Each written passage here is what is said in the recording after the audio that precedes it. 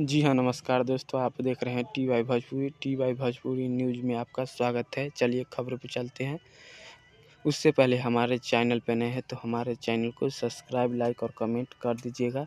चलिए खबरों पे चलते हैं। खेसारी लाल यादव जी का राजा राम मूवी का फर्स्ट सॉन्ग आ रहा है, जो सारेगामा हम भोजपुरी पे ये सॉन्ग आ रहा है, जो खेसारी लाल यादव जी और शिल्पी राज जी ने इस गाने को गाए हैं और काम किए हैं। खेसारी लाल यादव जी और आकांक्षा पुरी ने इस वीडियो में काम की है और इस गाने में म्यूजिक दिए हैं विनय विनायक जी और लिरिक्स लिखे हैं इस गाने को पिंकू बाबा ने इस गाने को लिखे हैं, जो आप लोग को कल सुबह साढ़े 6 बजे सारेगामा हम भोजपुरी के यूट्यूब चैनल पर देखने को मिल जाएगा।